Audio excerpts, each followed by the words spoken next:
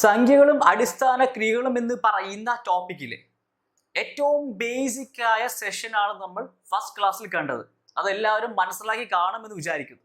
ഒരുപക്ഷെ പല ആൾക്കാർക്കും അറിയാവുന്ന ആശയങ്ങളായിരിക്കാം, കുറച്ചു പേർക്കെങ്കിലും പുതിയതായിട്ട് തോന്നിയിട്ടുണ്ടാവാം. സോ അവിടെ ഏറ്റവും ആദ്യമേ നമ്മൾ കണ്ടത് സംഖ്യാ തരങ്ങൾ, നമ്പേഴ്സിന്റെ ടൈപ്സിനെ പരിചയപ്പെട്ടു അല്ലേ. അത് ബേസിക്കലി നമ്മൾ 10ാം ക്ലാസ് വരെ പഠിക്കുന്ന നമ്പേഴ്സിന്റെ ടൈപ്സാണ് കണ്ടിരുന്നത്. സോ ആ നമ്പേഴ്സും ടൈപ്സ് ഒക്കെ മനസ്സിൽ ഒന്ന് ഓർത്തെടുക്കാൻ ശ്രമിക്കുക. ആ സമയത്ത് ആ നമ്പേഴ്സിന്റെ രൂപങ്ങളും ഒന്ന് കൊണ്ടുവരാൻ സാധിച്ചത് നല്ലതായിരിക്കും. പിന്നെ നമ്മൾ ഏറ്റവും ആദ്യത്തെ സംഖ്യാ തരം, അതായത് എണ്ണൽ സംഖ്യ അഥവാ നിസർഗ സംഖ്യ, നാച്ചുറൽ നമ്പേഴ്സിൽ കൗണ്ടിങ് നമ്പേഴ്സ് എന്ന് പറയുന്നതിനെ ഒന്നുകൂടി ഡീറ്റെയിൽ ആയിട്ട് കണ്ടു. അതിലെ തരങ്ങൾ അല്ലേ ഏതൊക്കെയായിരുന്നു? ഓഡ് ഓർ ഈവൻ, പിന്നെ അല്ലെങ്കിൽ ഘടകത്തിന്റെ അടിസ്ഥാനത്തിൽ, ഘടകങ്ങളുടെ അടിസ്ഥാനത്തിൽ രണ്ടായിട്ട് തിരിക്കുന്നത് കണ്ടു, ഭാജ്യം അഭാജ്യം. സോ ഘടകം എന്താണെന്ന് ബേസിക് ഒരു ഐഡിയ കിട്ടിക്കാണുമല്ലോ. ഡീറ്റെയിൽ ആയിട്ട് വീണ്ടും നമ്മൾ കാണുന്നുണ്ടാവും. അതുപോലെ അഭാജ്യ സംഖ്യയായിട്ട് ബന്ധപ്പെട്ട ആശയങ്ങൾ നമ്മൾ ഇനി കാണുന്നുണ്ടാവും. പിന്നെ നമ്മൾ കണ്ടതാണ് സ്ഥാനവില മുഖവില അല്ലെ. നമ്മുടെ നമ്പേഴ്സ് ഉണ്ടാകുന്നത് എങ്ങനെയെന്നുള്ള സ്ഥാനവില കണ്ടു, മുഖവില എന്താണെന്ന് കണ്ടു. സ്ഥാനവില നമ്മൾ ഡെയിലി യൂസ് ചെയ്യുന്നത് മനസ്സിലായി കാണുമല്ലോ. നമ്മളൊരു സംഖ്യ പറയുന്നുണ്ടെങ്കിലോ അല്ലെങ്കിൽ ബാങ്കിൽ പോകുന്ന എക്സാമ്പിളോടെ പറഞ്ഞിരുന്നു, അവിടെ എന്തായാലും എമൗണ്ട് ഇൻ വേർഡ്സ് എന്ന് പറഞ്ഞ് എഴുതാറുള്ളൂ ക്യാഷ് റെമിറ്റ് ചെയ്യാൻ പോകുമ്പോൾ. സോ അത് ശരിക്കും എന്താ, സ്ഥാനവിലകളുടെ അടിസ്ഥാനപ്പെടുത്തി നമ്മൾ എഴുതുന്നത്. അതേപോലെ മുഖവില ഇപ്പൊ എവിടെ യൂസ് ചെയ്യുന്ന തോന്നുന്നുണ്ടാവും. നമ്മൾ സാധാരണ പറയുന്നതൊക്കെ മുഖവിലകൾ, ആ സംഖ്യകളുടെ മുഖവില തന്നെയാണ് ആ നമ്പർ എന്ന് പറയുന്നത്. ഇനി ഷെയർ മാർക്കറ്റുമായി ബന്ധപ്പെട്ട ആക്ടിവിറ്റീസ് ഒക്കെ ചെയ്തിട്ടുള്ളവരോ അല്ലെങ്കിൽ കേട്ടിട്ടുള്ള ആൾക്കാരാണെങ്കിൽ തീർച്ചയായും അവിടെയും ഈ പറഞ്ഞ ഷെയർസിന്റെ അടിസ്ഥാനത്തിൽ ഈ മുഖവില കേട്ടിട്ടുണ്ടാവും, ഇല്ലെങ്കിൽ ഇനി നോക്കിയാൽ കാണുന്നുണ്ടാവും. സോ തീരെ ബേസിക് ആയി നമ്മൾ കണ്ട് മറന്ന അല്ലെങ്കിൽ കണ്ട് ഇപ്പോഴും ഓർമ്മയുണ്ടായിരുന്ന കുറച്ച് ആശയങ്ങളാണ് നമ്മൾ കണ്ടത്. ഏറ്റവും അവസാനം നമ്മൾ സ്ഥാനവില കണ്ടപ്പോൾ എന്തുകൊണ്ടാണ് നമ്മൾ സ്ഥാനവിലകൾ 1, 10, 100, 1000 എന്നൊക്കെ പറഞ്ഞെടുക്കുന്നതെന്ന് നമ്മൾ ചോദിക്കുകയുണ്ടായല്ലേ. അതിന്റെ ഉത്തരം ഒരു പക്ഷേ നിങ്ങൾക്ക് ഇപ്പൊ കിട്ടിക്കാണുമായിരിക്കും. സോ അതിന്റെ ഉത്തരത്തിലേക്ക് പോകുന്നതിന് മുമ്പ് നമ്മൾ കുറച്ച് അടിസ്ഥാന ക്രിയകളിലേക്ക് ഒന്ന് പോവാം.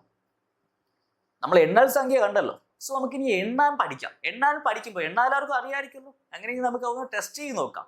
അവിടെ നമുക്ക് കൂട്ടലും കുറയ്ക്കലിന്റെ ആശയമൊക്കെയാണ് വരുന്നത്. അതിനുശേഷം നമ്മൾ ഈ 1, 10, 100, 1000 എന്നൊക്കെ പറഞ്ഞ് എന്തുകൊണ്ടാണ് നമ്മൾ കാണുന്നതെന്ന് നമ്മൾ ഒന്ന് ഡീറ്റെയിൽ ആയിട്ട് മനസ്സിലാക്കുന്നുണ്ടാവും. ഒരു പക്ഷേ അതിന്റെ ഉത്തരം കിട്ടിയെങ്കിൽ നല്ലത്, കുഴപ്പമില്ല, കണ്ടോളുക. ഇനി ഉത്തരം കിട്ടാത്ത ആരെങ്കിലും ഉണ്ടെങ്കിൽ തീർച്ചയായും ആ സെഷൻ കഴിയുമ്പോൾ മനസ്സിലാവുന്നുണ്ടാവും. സോ അതിന് മുമ്പായിട്ട് നമ്മൾ ഒന്ന് എണ്ണാൻ നമുക്കറിയാലോ, അതൊന്ന് നമ്മൾ ടെസ്റ്റ് ചെയ്യാൻ പോവുക.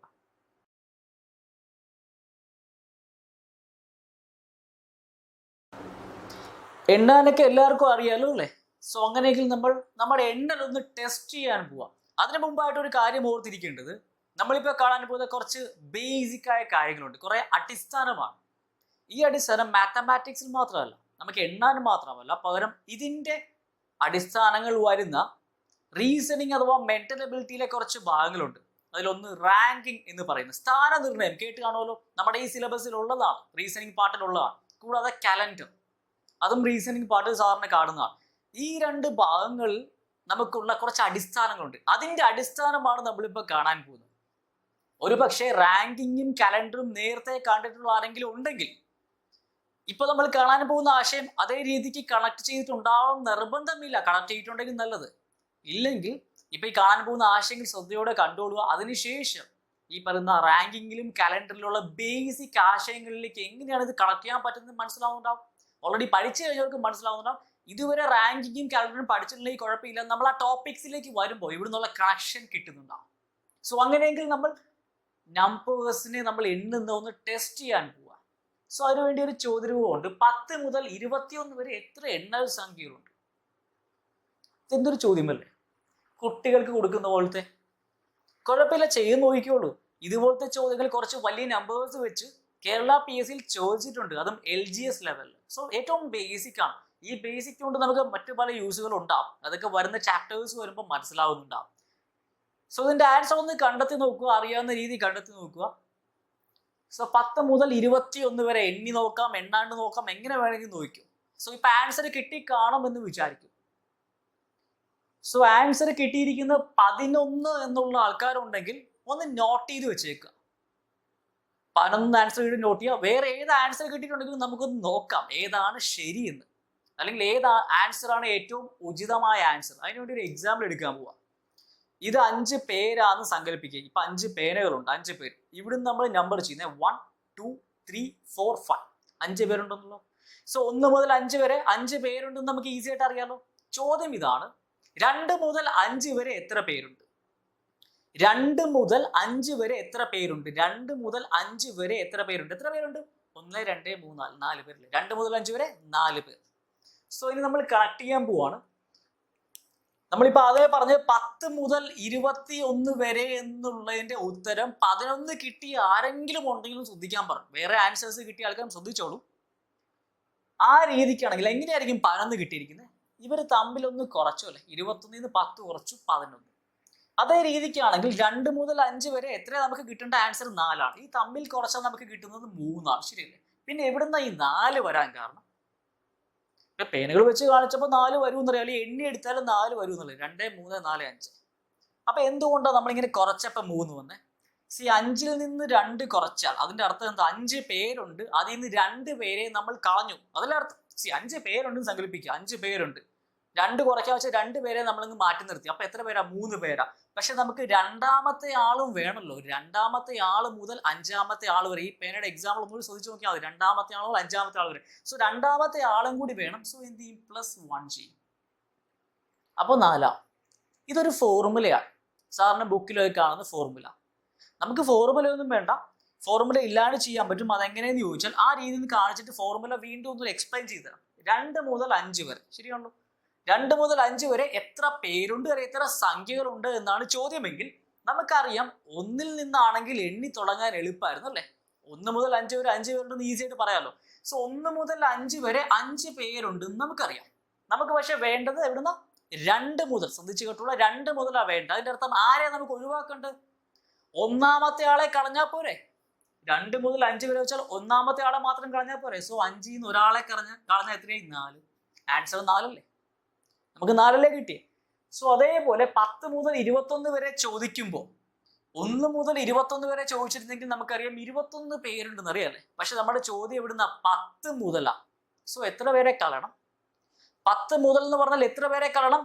9 പേരെ കളയണം. ശരിയല്ലേ? സോ 21ൽ നിന്ന് 9 കുറച്ചാൽ നമുക്ക് നേരിട്ട് ആൻസർ ആയി. 21ൽ നിന്ന് 9 കുറയ്ക്കാൻ അറിയാലോ. 1ൽ നിന്ന് 9 കുറയ്ക്കാൻ പറ്റുമോ? ഇല്ല. സോ എന്ത് ചെയ്യും? നമ്മൾ ഇവിടെ 11, ഇവിടുന്ന് 1 കടയെടുത്തപ്പോൾ 11, 11 കുറച്ച് 2 ബാക്കി 1 ഇറക്കി എഴുതി 12 കിട്ടും. കുറയ്ക്കാൻ എല്ലാവർക്കും അറിയാമെന്ന് വിചാരിക്കുന്നു. ഇല്ലെങ്കിൽ പല രീതിയിൽ ചെയ്യാം. 21ൽ നിന്ന് 9 കുറയ്ക്കണം. സോ 9 1 കൂട്ടിയാൽ എത്ര? 10 ആവത്തില്ലേ? 10 ആവില്ലേ? പിന്നെ 10ന്റെ അവിടുന്ന് 11 കൂട്ടി 21ൽ എത്തുമോ? സോ 1ന്റെ കൂടെ 11 കൂടി കൂട്ടിയാൽ നമുക്ക് 9ന്റെ അവിടുന്ന് 21ലേക്ക് എത്തുന്ന രീതി. സോ എത്രയാ? 12. കുറയ്ക്കുന്നത് നിങ്ങളുടെ ഇഷ്ടമുള്ള രീതി കുറച്ചോളൂ.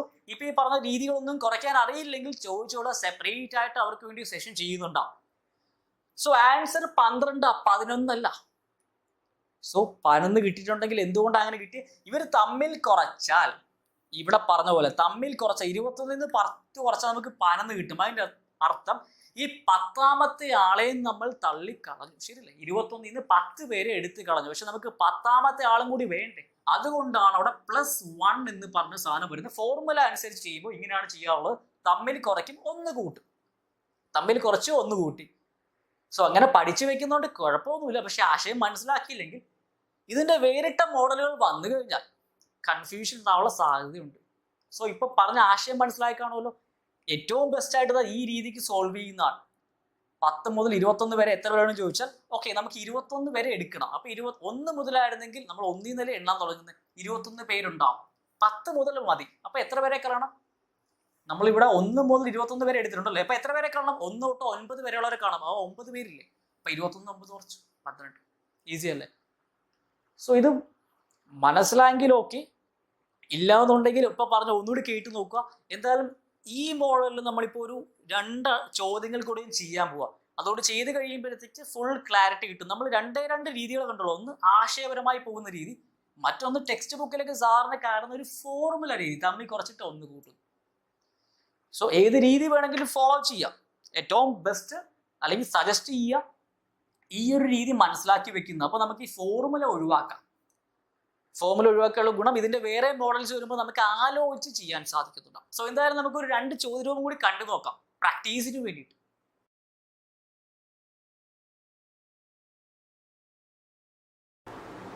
സോ ഇപ്പോൾ നമ്മൾ കണ്ട ആശയത്തിന്റെ 2-3 ചോദ്യങ്ങൾ കൂടി ഒന്ന് കാണുക പ്രാക്ടീസിന് വേണ്ടിയിട്ട്. 85 മുതൽ 116 വരെ എത്ര സംഖ്യകളുണ്ട്? സോ ആശയപരമായി നമുക്ക് സോൾവ് ചെയ്യാം. എന്നിട്ട് മറ്റേ ഫോർമുല പോലെയൊക്കെ പോവാം. 85 മുതൽ 116 വരെയാണ്. സോ 116 വരെ നമുക്ക് എടുക്കണമെന്ന് അറിയാം. ശരിയാണല്ലോ? എവിടുന്ന 85 മുതൽ. അപ്പൊ എത്ര പേര് നമുക്ക് വേണ്ട? ഈ 116 84 പേരെ വേണ്ട. ശരിയല്ലേ? എന്തുകൊണ്ടാണ് 116 വന്നത് മനസ്സിലായാലോ? നമ്മൾ ഒന്നിൽ നിന്ന് എടുക്കുന്നതായിട്ട് സങ്കല്പിക്കുന്നു. ഒന്നിൽ നിന്ന് എണ്ണ എളുപ്പമല്ലേ? അപ്പൊ 116 പേര് നമ്മുടെ കയ്യിലുണ്ട്. അത് നമുക്ക് 85 തൊട്ടുള്ള ആളെ മതി. സോ 84 വരെ അങ്ങ് ഒഴിവാക്കണം. 116 മൈനസ് 84. ആൻസർ പല രീതിയിൽ കണ്ടുപിടിക്കാം. നേരെ കുറയ്ക്കാനാണെങ്കിൽ 6 4 കുറച്ച് 2 വരും. അടുത്ത 1 ഇട്ട് കുറയ്ക്കില്ല. സോ 11 അങ്ങ് 8 കുറയ്ക്കും. അപ്പൊ എത്ര കിട്ടും? 3 കിട്ടും. 32. ഇല്ലാന്നുണ്ടെങ്കിൽ 84 116 എത്താനല്ലേ? 84 16 കൂട്ടി എത്രയാ? 100 അല്ലേ? പിന്നെ 116 എത്താൻ വീണ്ടും ഒരു 16 കൂട്ടുക. 16 16 32. അങ്ങനെ മനസ്സിലേക്ക് എത്താം. ഇനി ഫോർമുല അപ്രോച്ച് ആണെങ്കിൽ തമ്മിലുള്ള വ്യത്യാസം 116 മൈനസ് 85. 6 5 കുറച്ചാൽ 1, 11 8 കുറച്ചാൽ 3. ഇതിന്റെ കൂടെ ഒന്നുകൂടി കൂട്ടുക. So answer 32. ഏത് രീതിക്ക് ഇതെല്ലാം ആൻസർ കിട്ടും. ബട്ട് ഈ ഒരു രീതി ഫോളോ ചെയ്യാൻ സജസ്റ്റ് ചെയ്യുന്ന മറ്റൊന്നും കൊണ്ടല്ല, നമുക്ക് പല ഉപയോഗങ്ങൾ പിന്നീടുണ്ടാവും. അടുത്ത ചോദ്യം 102 മുതൽ 131 വരെ. ഇപ്പൊ ഈസി ആയിട്ട് നിങ്ങൾക്ക് ചെയ്യാൻ പറ്റുന്നറിയാം. സോ 131 വരെ നമുക്ക് വേണം. എവിടുന്ന? 102 മുതൽ മതി. സോ എത്ര വരെ കളയണം? 101 വരെ കളഞ്ഞാൽ മതി. 0 3 30 അല്ലേ? ഇനി ഫോർമുല രീതിയാണെങ്കിൽ 131 102 കുറയ്ക്കുന്നു. 131 102 കുറയ്ക്കുന്നു. 1 2 കുറയ്ക്കാൻ പറ്റില്ല. സോ 11 2 കുറയ്ക്കുമ്പോൾ 9 ആവും. ഇവിടെ 2 ആവും. 29 പ്ലസ് 1 30. തമ്മിൽ കുറയ്ക്കുന്നു, 1 കൂട്ടുന്നു. ഇവിടം മുതൽ ഇവിടം വരെ എന്ന് പറയുമ്പോൾ. സോ അങ്ങനെയെങ്കിൽ ലാസ്റ്റ് ചോദ്യം. സോ ഇതിന്റെ ആൻസർ നമുക്ക് 30 കിട്ടി. ഇതിന്റെ ആൻസർ 32 കിട്ടി. നെക്സ്റ്റ് ലാസ്റ്റ് ക്വസ്റ്റ്യൻ 216 മുതൽ 275 വരെ. ഒന്ന് ട്രൈ ചെയ്ത് നോക്കിക്കോളുക. എന്നിട്ട് നമുക്ക് ആൻസർ ചെക്ക് ചെയ്താൽ മതിയല്ലോ. സോ ഇവിടെ കാൽക്കുലേഷൻ നമുക്ക് കുറയ്ക്കാനും കൂട്ടാനും ഉള്ള രീതി കൂടി ഒന്ന് പ്രാക്ടീസ് ചെയ്യാൻ വേണ്ടി. ഇതൊക്കെ അറിയാവുന്നതായിരിക്കാം, ആയിക്കോട്ടെ. പക്ഷെ മൈൻഡിൽ നമുക്കൊന്ന് കുറയ്ക്കാനും കൂട്ടാനും പറ്റുന്നുണ്ടെങ്കിൽ അത്ര നല്ലതാണ്. സോ 216 മുതൽ 275 വരെ. 275 വരെ വേണം. എത്ര വരെ കളയണം? 215 വരെ കളയണം. സോ ആൻസർ ഈസി ആയിട്ട് 75 15 കുറച്ചാൽ എത്ര? 60 അല്ലേ? സോ ഇനി ഫോർമുല രീതിയാണെങ്കിൽ അതും കൂടി നോക്കിക്കോളൂ. 275 216 കുറച്ചു. 75 16 കുറച്ചാൽ 59. മനസ്സിൽ അങ്ങനെ കാൽക്കുലേറ്റ് ചെയ്യാൻ പറ്റണം. 59 5 6 പോയാൽ 9, 15 6 പോകും. അപ്പോൾ ഇവിടെ 6 1 5 59 പ്ലസ് 1 ഇതിൽ ആൻസർ ഉള്ള 60. സോ ഈ മോഡൽസ് ഒക്കെ അറിയാവുന്നതായിരുന്നെങ്കിൽ ജസ്റ്റ് കാൽക്കുലേഷൻ മനസ്സിൽ ചെയ്യാനുള്ള പ്രാക്ടീസ് ആയിട്ട് മാത്രം ഇതിനെ കാണുക. ഇനി വേണമെങ്കിൽ കൂടുതൽ പ്രാക്ടീസ് ചെയ്യണമെന്നുണ്ടെങ്കിൽ നിങ്ങൾ തന്നെ കുറെ നമ്പേഴ്സും സങ്കല്പിച്ച് നോക്കുക. ചെറിയ നമ്പേഴ്സ് ആയാലും മതി, കുഴപ്പമില്ല. എണ്ണി എടുക്കാൻ പറ്റുന്ന രീതിയിൽ. അപ്പൊ ഈ ആശയം മനസ്സിൽ ഉറയ്ക്കാൻ വേണ്ടിയിട്ടാണ്. എണ്ണി എടുക്കാൻ പറ്റുന്ന നമ്പേഴ്സ് എടുത്തു വെച്ച് നോക്കൂ. ഇന്ന മുതൽ ഇന്ന വരെ എത്ര പേരുണ്ട് എന്ന് നോക്കിയോളൂ. അത് സംഖ്യകളായിട്ട് സങ്കല്പിക്കാൻ പറ്റില്ലെങ്കിൽ കുറെ ആളുകളുണ്ട് സങ്കല്പിക്കുക. നിങ്ങളുടെ സുഹൃത്തുക്കളോ അങ്ങനെ കുറെ പേരെ നമ്മൾ ഒരു ജേഴ്സി അണിയിച്ച് നിർത്തിയിരിക്കുക. ഇങ്ങനെ ഒരു ഓർഡറിലെ നമ്പർ പോകുന്നത്. ആ ഓർഡറിൽ നമ്പർ പോകുമ്പോൾ ഇത്രാമത്തെ ആൾ തൊട്ട് ഇത്രാമത്തെ ആൾ വരെ എത്ര പേരുണ്ടെന്ന് നമുക്ക് കിട്ടിയാൽ മതി. അതാണ് ഈ ചോദ്യത്തിന്റെ അർത്ഥം. സോ ഈ മോഡൽ ചോദ്യങ്ങൾ PSC ചോദിച്ചിട്ടുണ്ടെന്ന് പറഞ്ഞല്ലോ. അതൊക്കെ നമ്മൾ വീണ്ടും ക്വസ്റ്റ്യൻ സെഷൻസ് വരുന്നുണ്ട്, ഇൻക്ലൂഡിങ് പ്രീവിയസ് ക്വസ്റ്റ്യൻസും പിന്നെ അതേപോലെ എക്സ്പെക്ടഡ് ആയിട്ടുള്ള ക്വസ്റ്റ്യൻസും ഒക്കെ. എന്തിനാണ് പ്രീവിയസ് ക്വസ്റ്റ്യൻ ചെയ്യുന്നതെന്ന് ചോദിച്ചു കഴിഞ്ഞാൽ നമുക്ക് വന്ന ചോദ്യ മോഡലുകൾ മനസ്സിലാക്കാനാണ്. നമ്മൾ പഠിച്ച ഭാഗങ്ങളിൽ നിന്ന് വന്ന ചോദ്യ മോഡൽസ് മനസ്സിലാക്കാൻ. സോ ഇപ്പൊ നമ്മൾ പഠിച്ച എണ്ണൽ സംഖ്യകളുടെ ബേസിക്കിൽ നിന്നുള്ള എണ്ണൽ സംഖ്യകൾ എന്തൊക്കെയെന്ന് കണ്ടല്ലോ.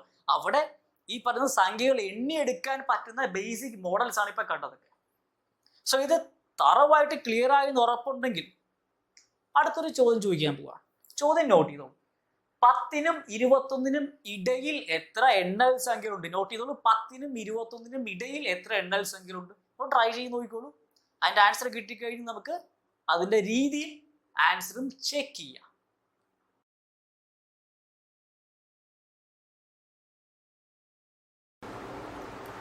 പത്തിനും 21നും ഇടയിൽ എത്ര എണ്ണൽ സംഖ്യകളുണ്ട് എന്നുള്ളതിന്റെ ആൻസർ കിട്ടിക്കാണുമെന്ന് വിചാരിക്കുന്നു. സോ ആൻസർ ചെക്ക് ചെയ്യുന്നതിന് മുമ്പായിട്ട് വീണ്ടും നമ്മൾ നേരത്തെ കണ്ട പെൻസ് വെച്ചുള്ള എക്സാമ്പിളിലേക്ക് ഒന്ന് പോവുക. സോ അവിടെ ചോദിച്ച ആ ചോദ്യത്തിന്റെ അതേ രൂപം നമ്മൾ മാറിയും ചോദിക്കുകയാണ്. 2നും 5നും ഇടയിൽ. സോ ഇവിടെ 5 പേരുണ്ടല്ലോ, 1 2 3 4 5 ഇങ്ങനെ നമ്പേഴ്സ് ഇട്ടിരിക്കുമെന്ന് വിചാരിച്ചു. 2നും 5നും ഇടയിൽ എത്ര പേരുണ്ട്? അല്ലെ എത്ര പേരുണ്ട്? 2നും 5നും ഇടയിൽ ഈ 2 പേരല്ലേ ഉള്ളത്. 2നും 5നും ഇടയിൽ ഈ 2 പേരേ ഉള്ളൂ. സോ എന്താ അവിടെ സംഭവിച്ചത്? നമുക്ക് ഈ പറയുന്ന ലിമിറ്റ്സ് രണ്ടും വേണ്ടായിരുന്നു. അതിനിടയിലുള്ള ആൾക്കാർ മാത്രമാണ് ചോദിച്ചിരുന്നത്. ശരിയല്ലേ? സോ ആൻസർ 2 കിട്ടി. സോ ഫോർമുല അപ്രോച്ചിലേക്ക് പോകുന്നതിന് മുമ്പ് നമുക്ക് ആശയപരമായി ഒന്ന് മനസ്സിലാക്കാം. ഇപ്പൊ പറഞ്ഞ കാര്യം ആശയപരമായി മനസ്സിലാക്കിയിട്ട് നമുക്ക് ഈ ചോദ്യത്തിലേക്ക് പോവാം. സോ ചോദ്യം 2നും 5നും ഇടയിൽ നിന്നായിരുന്നു. 2നും 5നും ഇടയിൽ. ഒരു പക്ഷെ കാണിച്ച പോലെ എണ്ണി എടുത്താലും മനസ്സിലാവും. ഇപ്പൊ കാണിച്ചപ്പോൾ മനസ്സിലായി കാണുമല്ലോ ഇതിന്റെ ആശയം എന്താണ്. സോ നമുക്ക് 3ാമത്തെ 4ാമത്തെ ആള് മാത്രമേ ഉള്ളൂ. അതാണ് 2 പേരിന്ന് ഉത്തരം കിട്ടിയത്. സോ ഇവിടെ നോക്കി 2നും 5നും ഇടയിൽ എന്ന് വെച്ചാൽ നമുക്ക് എവിടം വരെ വേണം? 4ാമത്തെ ആള് വരെ വേണം അല്ലേ? എവിടുന്ന്? 3 തൊട്ട് 4 വരെ എത്ര പേരുണ്ടെന്നല്ലേ ചോദ്യം. കണക്ട് ചെയ്യാൻ പറ്റുമോ? 2നും 5നും ഇടയിൽ 3ഉം 4ഉം അല്ലേ ഉള്ളൂ, ശരിയല്ലേ? അപ്പൊ 3 തൊട്ട് 4 വരെ എത്ര പേരുണ്ട്? 2 പേരുണ്ട്. സോ ഇങ്ങനത്തെ ചോദ്യങ്ങൾ വന്നാൽ നേരത്തെ ചെയ്ത സെയിം രീതി നമുക്ക് കണക്ട് ചെയ്യാൻ പറ്റും. 2നും 5നും ഇടയിൽ. സോ 4 പേരുണ്ട് 2നും 5നും ഇടയിൽ. സോ 2 പേരെ വേണ്ടല്ലോ. 4ൽ 2 കുറച്ച് ആൻസർ ഉണ്ട്. മനസ്സിലായോ? ഇല്ലെങ്കിൽ ഇവിടെ നോക്കിക്കോളൂ, 10നും 21നും ഇടയിൽ. സോ അതിന്റെ അർത്ഥം 20 വരെ നമുക്ക് പോയാൽ മതി. 10നും 21നും ഇടയിൽ എന്ന് വെച്ചാൽ 11 മുതൽ 20 വരെ എത്ര പേരുണ്ടെന്ന ചോദ്യം. 11 മുതൽ 20 വരെ എത്ര പേരുണ്ട് എന്നുള്ള ചോദ്യമാണ് 10നും 21നും ഇടയിൽ എന്ന് പറഞ്ഞു തന്നിരിക്കുന്നത്. സോ അങ്ങനെയെങ്കിൽ 1 മുതൽ 20 വരെ 20 പേരുണ്ട്. നമുക്ക് 11 മുതലാവും വേണ്ടതല്ല. അപ്പൊ ഈ 10 പേര് എടുത്ത് കളയണം. 20ൽ 10 കളഞ്ഞ ആൻസർ 10 ആയി. സോ ആൻസർ 10 ആണോ നേരത്തെ കിട്ടിയെന്ന് നോക്കുക. ഇല്ലെങ്കിൽ ഈ പറഞ്ഞ ആശയം ഒന്ന് മനസ്സിലാക്കുക. ഇനി ഫോർമുല പോലത്തെ രീതിയാണെങ്കിൽ തമ്മിൽ കുറയ്ക്കുന്നു. ഓക്കെ, 11 കിട്ടി. തമ്മിൽ കുറയ്ക്കുമ്പോൾ മനസ്സിലാക്കേണ്ടത്, ഇപ്പൊ 5 പേരുണ്ടായിരുന്നെങ്കിൽ 2നും 5നും ഇടയിൽ ചോദിക്കുമ്പോൾ തമ്മിൽ കുറച്ചാൽ 5ൽ നിന്ന് 2 കുറച്ചാൽ നമുക്ക് 3 കിട്ടും എന്ന് പറഞ്ഞില്ലേ? അതിന്റെ അർത്ഥം ഈ 5ാമത്തെ ആളും ഉൾപ്പെട്ടിട്ടുണ്ട്. 5ാമത്തെ ആളും ഉൾപ്പെട്ടിട്ടുണ്ട്. നമുക്ക് ഇടയിലുള്ളവരല്ലേ വേണ്ടത്. സോ എന്ത് ചെയ്യണം? ഈ 5ാമത്തെ ആളെ കൂടി എടുത്ത് കളയണം. അപ്പൊ ഇത്രയായി 2. അതിന്റെ അർത്ഥം നമ്മൾ തമ്മിൽ കുറച്ചു കഴിഞ്ഞാൽ വീണ്ടും അതിൽ നിന്ന് 1 എടുത്ത് കുറച്ചാലേ ആൻസർ ആവും. 5ൽ നിന്ന് 2 കുറച്ചു 3. സോ ഈ 3ൽ ആരുണ്ട്? ഈ ലിമിറ്റിലുള്ള ആരെങ്കിലും ഒരാളുണ്ടെന്ന് സങ്കല്പിച്ചു. നമ്മളിപ്പോ സങ്കല്പിച്ചു 5ാമത്തെ ആൾ അവിടെ കയറി വന്നിട്ടുണ്ട്. അയാളും വേണ്ടല്ലോ നമുക്ക്. അപ്പൊ അതുകൊണ്ട് 1 കുറച്ചു 4 കിട്ടി. സോ ഇവിടെ 21നും 10നും ഇടയിൽ തമ്മിൽ കുറച്ചു 11 കിട്ടി. അവിടെ നമുക്ക് ഈ പറയുന്ന ഈ 2 ലിമിറ്റിലെ ഒരാൾ ഉൾപ്പെട്ടിട്ടുണ്ട്. അയാളും നമുക്ക് വേണ്ട, ശരിയല്ലേ? ഇടയിലല്ലേ വേണ്ടത്. സോ ഒരാളെ കൂടി കുറച്ചു, ആ ഉൾപ്പെട്ട ആളെ കൂടി കുറച്ചു. ഇപ്പൊ പേരുടെ എക്സാമ്പിൾ കാണിച്ച പോലെ. സോ അതുകൊണ്ടാണ് നമ്മൾ 1 കുറച്ച്. 1 കൂട്ടിയ കേസ് എന്താണെന്ന് മനസ്സിലാവും. നേരത്തെ ഉള്ളത് ഇവിടം തൊട്ട് ഇവിടം വരെ. സോ അതും ഇടയിലുള്ളതും ആശയപരമായി മനസ്സിലായെങ്കിൽ ഇനി ഈ പറയുന്ന 1 കൂട്ടുന്നു 1 കുറയ്ക്കുന്നു ഒന്നും കൺഫ്യൂഷൻ ഉണ്ടാവില്ല. പക്ഷെ അതിലും ഏറ്റവും ബെസ്റ്റ് രീതി ഈ രീതിക്ക് വേണ്ടി ഇങ്ങനെ ചെയ്യുന്നതല്ല. ഇതാണ് ഏറ്റവും ബെസ്റ്റ് രീതി. സോ ഇപ്പൊ പറഞ്ഞത് മനസ്സിലായെങ്കിൽ വീണ്ടും ഇതിന്റെയും 1-2 എക്സാമ്പിൾസ് ഒന്ന് എടുത്തു നോക്കാം. അപ്പൊ ഒന്നുകൂടി തറവാകുന്നുണ്ടാവും. കൺഫ്യൂസ്ഡ് ആവേണ്ട ആവശ്യമൊന്നുമില്ല. നിങ്ങൾ തന്നെ എക്സാമ്പിൾസ് എടുത്ത് നോക്കിക്കോളൂ. തറവാകുന്നുണ്ടാവും. നമ്മൾ കാണാതെ പഠിച്ചു വെക്കുമ്പോഴാണ് ഈ പറഞ്ഞ കൺഫ്യൂഷൻസ് വരും, അല്ലെങ്കിൽ വരില്ല. സോ ആശയപരമായി മനസ്സിലാക്കാൻ ശ്രമിക്കുക. ആശയപരമായി എക്സ്പ്ലെയിൻ ചെയ്യാൻ ശ്രമിച്ചിട്ടുണ്ട്. സോ ആ ശ്രമം വിജയകരമാവും എന്ന് തന്നെ വിശ്വസിക്കുന്നു. ആ രീതിക്ക് മനസ്സിലാക്കാൻ ശ്രമിച്ചാൽ മാത്രം മതി.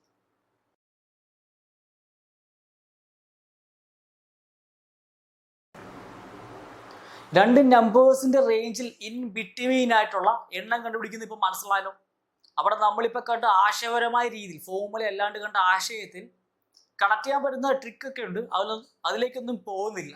മീൻസ് അത് കാണാതെ പഠിക്കുന്ന രീതിയായി പോകും. ആ ട്രിക്കിലേക്ക് കണക്ട് ചെയ്ത് കഴിഞ്ഞാൽ ഇങ്ങനെ വന്നാൽ ഇങ്ങനെ, ഇങ്ങനെ വന്നാൽ ഇങ്ങനെയൊക്കെ പറഞ്ഞു അങ്ങനെയൊന്നും പോകുന്നില്ല. അത് നിങ്ങൾ തന്നെ വേണമെങ്കിൽ സങ്കല്പിച്ച് എടുത്തോളൂ. അതിൽ നിന്ന് ആശയത്തിൽ നിന്ന് മനസ്സിലാക്കി എടുക്കാവുന്നതാണ്. സോ ഇവിടെ നമുക്ക് 2-3 എക്സാമ്പിൾസ് കൂടി നോക്കുകയാണ്. 50നും 72നും ഇടയിൽ എത്ര പേരുണ്ട്, എത്ര സംഖ്യകളുണ്ട്? സോ ബേസിക്കലി ഇവിടെ നോക്കിയാൽ 50നും 72നും ഇടയിൽ. സോ 71 വരെ നമുക്ക് എടുത്താൽ മതി. എവിടുന്ന്? 51 മുതൽ അല്ലേ? സോ 50 പേരെ കളയണം. 51 മുതൽ 71 വരെ ഉള്ളൊരു മതി. അപ്പോൾ 71 നിന്ന് നമുക്ക് 71 50 കളഞ്ഞാൽ നമുക്ക് ആൻസർ ആവും 1 7 5 7. So answer 21. ഇനി ഫോർമുല അപ്രോച്ച് ആണെങ്കിൽ തമ്മിൽ കുറയ്ക്കുക. 72 50 കുറച്ച് 22, അതിലൂടെ 1 കുറച്ചാൽ 21. സോ നെക്സ്റ്റ് ചോദ്യം 75നും 107നും ഇടയിൽ എത്ര? സോ 75നും 107നും ഇടയില്ല. അപ്പൊ നമുക്ക് 106 വരെ പോയാൽ മതി, ശരിയല്ലേ? 107നും 75നും ഇടയിൽ വെച്ചാൽ 106 വരെ ഉള്ളൂ. എവിടുന്ന? നമുക്ക് 76 തൊട്ടാ പോകണ്ടേ. സോ അതിന്റെ അടുത്തും 75 പേരെ വേണ്ട.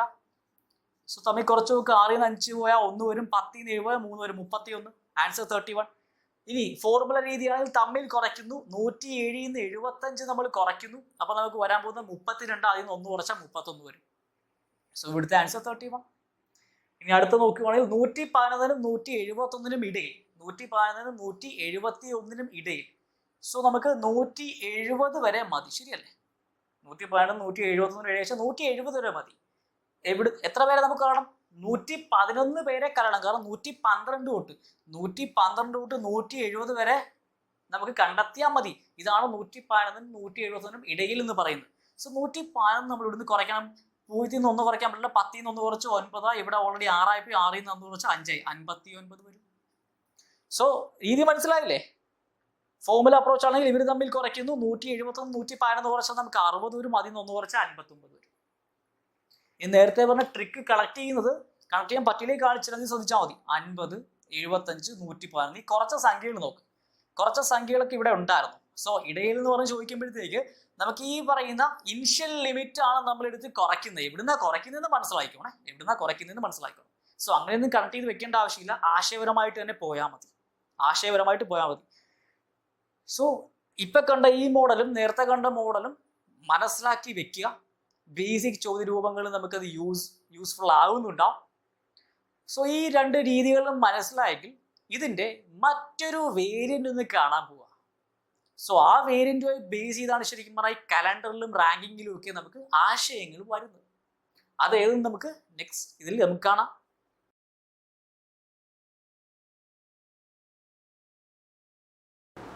ഇത്രയും നേരം നമ്മൾ സംഖ്യകളുടെ എണ്ണം കണ്ടെത്തുന്നല്ലേ. ഒരു റേഞ്ചുകൾ തന്നിട്ടുണ്ടാവും. ഇവിടം മുതൽ ഇവിടം വരെയാണെങ്കിൽ എത്ര, ഇതിനും ഇടയിൽ എത്ര പേരുണ്ട്. ശരിയാണല്ലോ.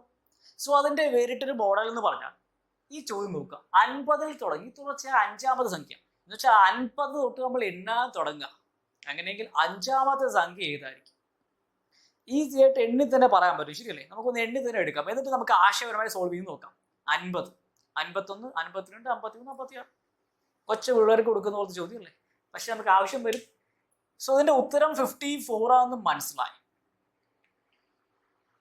നമ്മൾ ആശയപരമായി ഒന്നും ചിന്തിക്കാണ്ട് ചുമ്മാ ചോദ്യം കാണുമ്പോൾ തന്നെ ആൻസർ എഴുതാൻ പോയ ചിലവർക്കെങ്കിലും 50 തുടങ്ങി 5ാമത്തെ സംഖ്യ 50 + 5 55 എന്ന് വരുന്നുണ്ടാവും. ഇനി നേരത്തെയുള്ള ഫോർമുലാസ് മാത്രം പഠിച്ചു വെച്ചിട്ടുണ്ടെങ്കിൽ ഫോർമുലാസ് കണക്ട് ചെയ്ത് എങ്ങനെ ചെയ്യും എന്നൊക്കെ തോന്നി ആൻസർ വേറെയൊക്കെ കിട്ടാനുള്ള സാധ്യതയുണ്ട്. തമ്മിൽ കൂട്ടിയിട്ട് ഒന്ന് കുറയ്ക്കുകയോ ഒന്ന് കൂട്ടുകയൊക്കെ ചെയ്തു വെക്കുന്നുണ്ടാവും. സോ എന്തു ആയിക്കോട്ടെ, നമുക്ക് ആശയപരമായി ഇത് എങ്ങനെ മനസ്സിലാക്കാൻ പറ്റും? നമ്മൾ തുടങ്ങുന്ന 50 അല്ലേ. സോ എണ്ണി തുടങ്ങുന്ന എപ്പോഴും ഫസ്റ്റ് ഒന്നാമത്തെ ആളല്ലേ ഈ 50 എന്ന് പറയുന്നത്. നമുക്ക് എണ്ണാൻ തുടങ്ങാൻ പറയുന്നത് 50ാമത്തെ ആൾ തൊട്ടാ. സോ അതല്ലേ ഒന്നാമത്തെ ആള്. നമുക്ക് എത്ര പേരാ വേണ്ടേ? 5ാമത്തെ ആൾ വേണം അല്ലേ. 2 3 4 5 എത്ര പേരോടി വേണം? ആകെ 5 പേരാണുള്ളത്. അതിൽ ആദ്യത്തെ ആളെ തന്നിട്ടുണ്ട്. ബാക്കി എത്ര പേര് വേണം? 4 പേര് പോരെ. ഈ ആശയം ഒന്ന് യൂസ് ചെയ്താൽ പോരെ. സോ ഇവിടുന്ന് 4 പേര് കൂടി വരുമ്പോൾ എത്രയായി? 54 വരുന്നത്. കണക്ട് ചെയ്യാൻ പറ്റുന്നുണ്ടോ? 5 പേരെ എടുത്താൽ മതി നമുക്ക്. അതിൽ ഫസ്റ്റ് ആളെ തന്നിട്ടുണ്ട് 50. നമുക്ക് വേണ്ടത് 5 പേരാ. ബാക്കി എത്ര പേര് വേണമെങ്കിൽ 4 പേര് കൂടി 5 പേരായി. സോ നേരത്തെ കണ്ട ചോദ്യരൂപമായിട്ട് നോക്കുവാണെങ്കിൽ 50 മുതൽ 54 വരെ എത്ര പേരുണ്ട്? 5 പേരുണ്ട്. ഇവിടെ ആദ്യത്തെ ആളെ തന്നിട്ടുണ്ട്, ഇത്ര വരെ പോണമെന്ന് പറഞ്ഞിട്ടുണ്ട്. ആ ലാസ്റ്റ് വരുന്ന ആളെ കണ്ടെത്തും. ഈസി അല്ലേ? ഇനി വേണമെങ്കിൽ നമ്പേഴ്സ് മാറ്റിയിട്ട് നോക്കാം. സോ 70 തുടങ്ങി തുടർച്ചയായി നമ്മൾ എണ്ണുകയാണ്. 15ാമത്തെ സംഖ്യ ഏത്? 70 തുടങ്ങി നമ്മൾ തുടർച്ചയായി എണ്ണിപ്പോവാ. 15ാമത്തെ സംഖ്യ. സോ വീണ്ടും നമുക്ക് ഫസ്റ്റ് സംഖ്യ എന്ന് പറയുന്നത് 70. ശരിയല്ലേ? തുടങ്ങുന്നത് നമ്മൾ അവിടുന്നാ പറഞ്ഞിരിക്കുന്നത്. അപ്പൊ 70 തുടങ്ങുന്നു.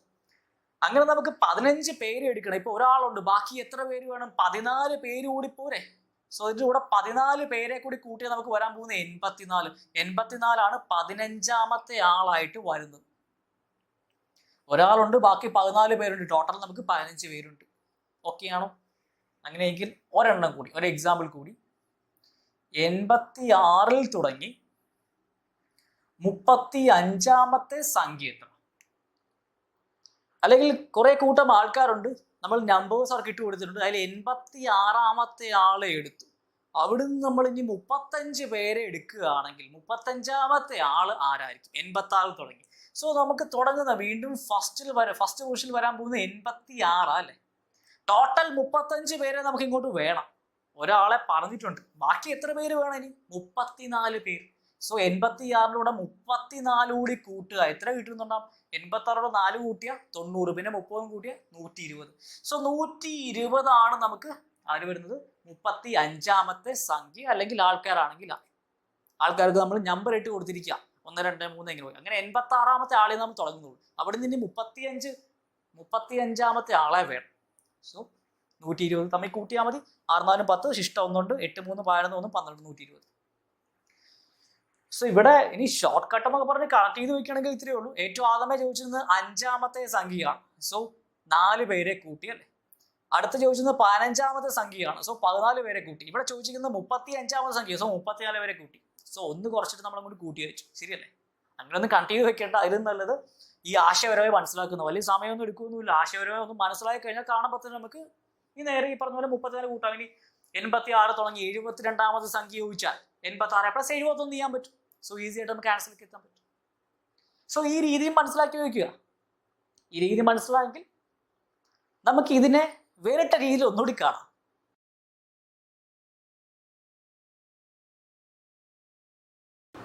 നമ്മൾ ഇപ്പോൾ കണ്ട രൂപം മനസ്സിലായിട്ടുണ്ടെങ്കിൽ ഇനിയിപ്പോൾ കാണാൻ പോകുന്ന ഈസി ആയിട്ട് ചെയ്യാൻ പറ്റും. തുടർച്ചയായ എണ്ണൽ സംഖ്യകൾ എവിടുന്നോ തുടങ്ങുന്നേ, അവിടുന്ന് തുടങ്ങി 20ാമത്തെ സംഖ്യ തുടർച്ചയായിട്ട് എണ്ണി പോവാം. 20ാമത്തെ സംഖ്യ 50 ആണെങ്കിൽ ആ തുടങ്ങിയ സംഖ്യ നേരത്തെ കണ്ട മോഡൽ ഏതായിരുന്നു? തുടക്കമുണ്ട്, അവിടുന്ന് എണ്ണി ഇത്രാമത്തെ എത്രാന്ന് കണ്ടെത്തണം. ഇവിടെ നമുക്ക് തുടക്കമില്ല, 20 പേരുണ്ടെന്ന് അറിയാം. ആ 20ാമത്തെ ആൾ 50 ആകുന്നുണ്ട്. സോ ബേസിക്കലി നമുക്ക് ഫസ്റ്റ് ആളെ കണ്ടെത്തണം, ഫസ്റ്റ് ആളെ കണ്ടുപിടിക്കണം. 20 പേരുണ്ട്, 20ാമത്തെ ആള് 50 തന്നിട്ടുണ്ട്. നമ്മൾ ഗ്രൂപ്പ് എടുക്കുന്നു, 20 പേരുണ്ട്, 20ാമത്തെ ആളുണ്ട്. ബാക്കി എത്ര പേരാ നമുക്കിനി വേണ്ടേ? 19 പേര് പോരെ. 20ാമത്തെ ആൾ നമുക്കുണ്ട്, ബാക്കി ഇങ്ങോട്ട് 19 പേരെ എടുത്ത് കുറച്ചാൽ പോരെ. സോ 50ൽ നിന്ന് 50ൽ നിന്ന് 19 കുറച്ചാൽ നമുക്ക് ആൻസർ കിട്ടും 31. സോ 31ൽ നിന്ന് തുടങ്ങി 20ാമത്തെ ആളാണ് 50. ആശയം കണക്ട് ചെയ്യാൻ പറ്റിയോ? 20ാമത്തെ ആളെ തന്നിട്ടുണ്ട്. സോ അതിന്റെ അർത്ഥം നമുക്കിനി ഇങ്ങോട്ട് 19 പേരല്ലേ ഉള്ളൂ. അതിൽ ഏറ്റവും ആദ്യത്തെ ആളെ കിട്ടണമെങ്കിൽ ആ 19 പേരെടുത്ത് കുറച്ചാൽ പോരെ. മീൻസ് 50ൽ നിന്ന് 19 എടുത്ത് കുറച്ചാൽ മതി. കാരണം തുടർച്ചയായ എണ്ണൽ സംഖ്യയാണ്, അതുകൊണ്ടാണ്. സോ ആൻസർ 31 കിട്ടും. സോ വീണ്ടും നമുക്ക് നമ്പേഴ്സ് ഒന്ന് മാറ്റി നോക്കാം. 20ാം സംഖ്യ എന്ന് മാറ്റി 30ാം സംഖ്യയാക്കി നമുക്കിത് 80 ആക്കാം. സോ 30ാമത്തെ സംഖ്യ ഇപ്പൊ തന്നിരിക്കുന്നത് 80. സോ ഫൈനൽ ലിമിറ്റ് നമുക്കുണ്ട്, ഇത് 30th സംഖ്യ. സോ അതിന്റെ അർത്ഥം എത്ര പേര് നമുക്ക് ഉണ്ട്? 30 പേരുണ്ട്. 30ാമത്തെ ആൾ തന്നിട്ടുണ്ട്, ബാക്കി എത്ര? 29 പേര്. സോ 80ൽ നിന്ന് 29 കുറച്ചാൽ നമുക്ക് ഫസ്റ്റ് സംഖ്യ കിട്ടും. എന്തുകൊണ്ടാണ്? തുടർച്ചയായ എണ്ണൽ സംഖ്യകളാണ്. സോ ഇവിടുന്ന് 29 എണ്ണം ബാക്കിലേക്ക് പോയാൽ നമുക്ക് തുടങ്ങേണ്ട ആളെ കിട്ടും. 80ൽ നിന്ന് 29 കുറയ്ക്കുക, എത്ര കിട്ടുന്നുണ്ടാവും? നമുക്ക് 51 കിട്ടും. 0ൽ നിന്ന് 9 കുറയ്ക്കാൻ പറ്റില്ല. 10ൽ നിന്ന് 9 കുറച്ചാൽ 1 വരും, 7 ആവും. 7ൽ നിന്ന് 2 കുറച്ചാൽ 5, 51. ഇല്ലെങ്കിൽ ഈസി ആയിട്ട് നോക്കാം, 29 1 കൂട്ടിയാൽ 30 എത്തും. പിന്നെ ഒരു 50 കൂടി പോയാൽ മതി. അപ്പോൾ 1 50 കൂടി കൂട്ടിയാൽ 51. സോ 51 ആണ് ഫസ്റ്റ് സംഖ്യ. 51 തൊട്ട് 80 വരെ 30 പേരുണ്ട് എന്നാണ് കിട്ടുന്നത്. ശരിയല്ലേ? ഒരെണ്ണം കൂടി നോക്കിയേക്കാം. തുടർച്ച എണ്ണൽ സംഖ്യകൾ എവിടുന്ന് തുടങ്ങി 45ാം സംഖ്യ എന്ന് പറയുന്നത് 113 ആണെങ്കിൽ തുടക്കത്തെ ആൾ വേണം. സോ ഇവിടെ നമുക്ക് 45 പേരുണ്ട്. ശരിയല്ലേ? 45 പേരുണ്ട്. ആ 45ാമത്തെ ആളെ തന്നിട്ടുണ്ട്. എത്രയാ? 113 എന്ന് പറഞ്ഞു, 113. സോ അതിന്റെ അർത്ഥം ഇനി ഇയാളുടെ പുറകിലേക്ക് 44 പേരുണ്ട്. ശരിയല്ലേ? സോ ഇവിടുന്ന് 44 അങ്ങ് കുറച്ചാൽ നമുക്ക് നമ്മുടെ ആൻസർ ആവില്ലേ? 3ൽ 4 കുറയ്ക്കാൻ പറ്റില്ല. സോ 13ൽ 4 കുറച്ചാൽ 9 വരും. ഇത് 10 മാറുന്നുണ്ടെങ്കിൽ 10ൽ 4 കുറച്ചാൽ നമുക്ക് 6 വരും. സോ 69 ആണ് നമ്മുടെ ഫസ്റ്റ് നമ്പർ എന്ന് പറയുന്നത്. 69ൽ തുടങ്ങി 113 വരെ നമ്മൾ പോയപ്പോൾ 45 പേര് അവിടെ ഉണ്ട്. മനസ്സിലായല്ലോ? സോ ഇതുവരെ കണ്ട ആശയങ്ങളെല്ലാം മനസ്സിലായി എന്ന് വിചാരിക്കുന്നു. ബേസിക് ആശയമാണ്. ഫോർമുല പോലെ കാണാതെ ഒന്നും പഠിച്ചു വെക്കരുത്. മനസ്സിലാക്കി തന്നെ പോകാൻ ശ്രമിക്കുക. എന്തെങ്കിലും ഡൗട്ട്സ് ഇവിടെ വന്നിട്ടുണ്ടെങ്കിൽ എക്സ്പ്ലനേഷൻ പാർട്ടിൽ എന്തെങ്കിലും കൺഫ്യൂഷൻസ് ഡൗട്ട്സോ ഉണ്ടെങ്കിൽ ചോദിക്കുക. അല്ലെങ്കിൽ നിങ്ങൾ തന്നെ എക്സാമ്പിൾസ് എടുത്ത് നോക്കിക്കോളൂ. കൂടുതൽ എക്സാമ്പിൾസ് എടുക്കുമ്പോഴത്തേക്ക് മനസ്സിലാവുണ്ടാവും. ബാക്കി നമ്മുടെ പ്രാക്ടീസ് സെഷൻസ് വരും. ഡെയിലി പ്രാക്ടീസ് സെഷൻ ഉണ്ട്. മീൻസ് നമ്മുടെ വീഡിയോസ് എല്ലാം കഴിഞ്ഞ് പ്രാക്ടീസ് ചെയ്യാനുള്ള എക്സാം മോഡൽ ഉണ്ട്. അതിനകത്ത് ഇതുപോലത്തെ ചോദ്യങ്ങൾ ഉൾപ്പെടുത്തുന്നുണ്ടാവും. സോ അവിടെയും ട്രൈ ചെയ്ത് നോക്കുക, അപ്പം കിട്ടുന്നുണ്ടാവും. ഫോർമുലാസ് മാത്രമായി നമ്മൾ മനഃപ്പാടമാക്കി വെച്ചാലാണ് നമുക്ക് കൺഫ്യൂഷൻസ് വരിക. അല്ലെങ്കിൽ വരുന്നുണ്ടാവില്ല. ആശയം കണക്ട് ചെയ്യാൻ പറ്റിയിട്ടുണ്ടെങ്കിൽ വരുന്നുണ്ടാവില്ല. സോ അങ്ങനെയെങ്കിൽ ഇതിനെ റാങ്കിങ്ങും അതുപോലെ കലണ്ടറുമായിട്ട് കണക്ട് ചെയ്യുന്ന എങ്ങനെയെന്നെങ്കിൽ നമുക്ക് നോക്കാം.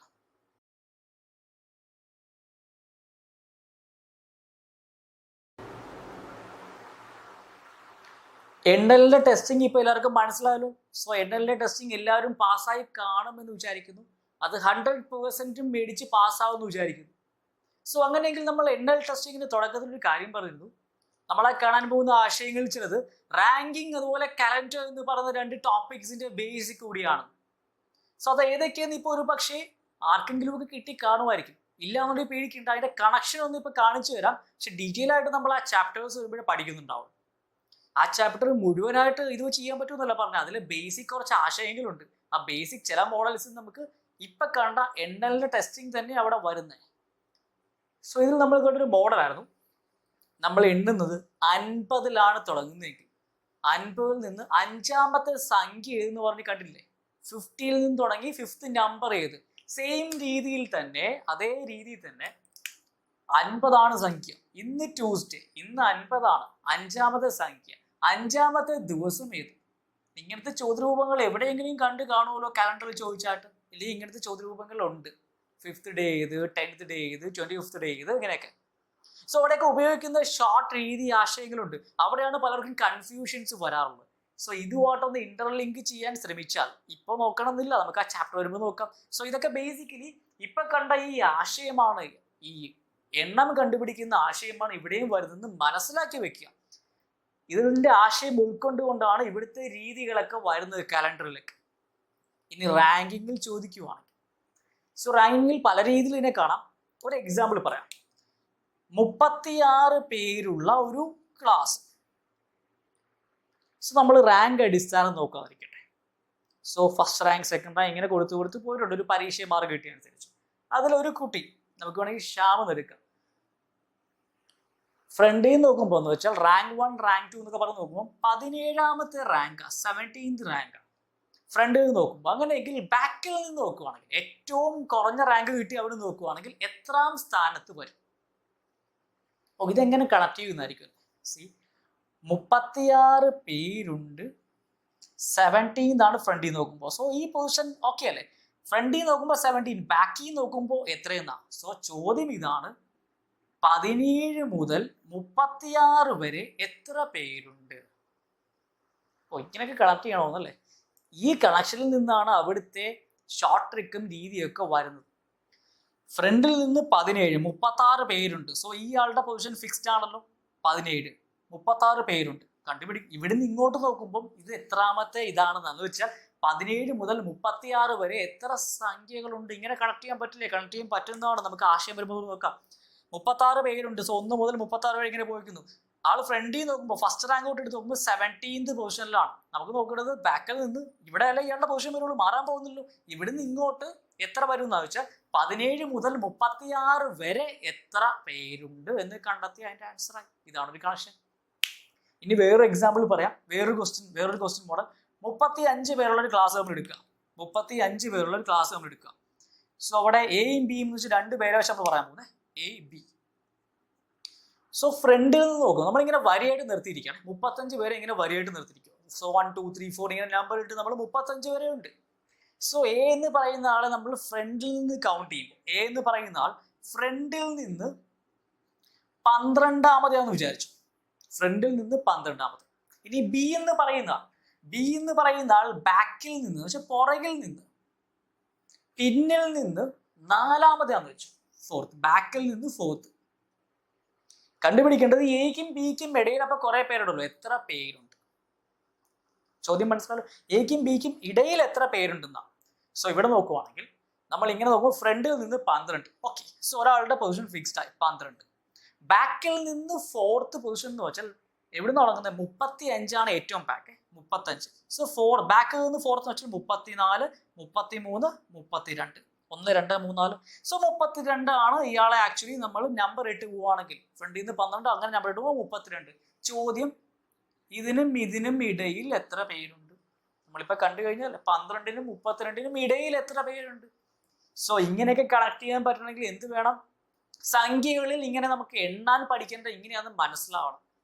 സോ ഇങ്ങനെ കണക്ട് ചെയ്യാൻ പറ്റുവാണെങ്കിൽ മറ്റൊരു ഫോർമുലയുടെയും ഹെൽപ്പ് ഇല്ലാണ്ട് നമുക്ക് ഈസി ആയിട്ട് ചെയ്യാൻ പറ്റും.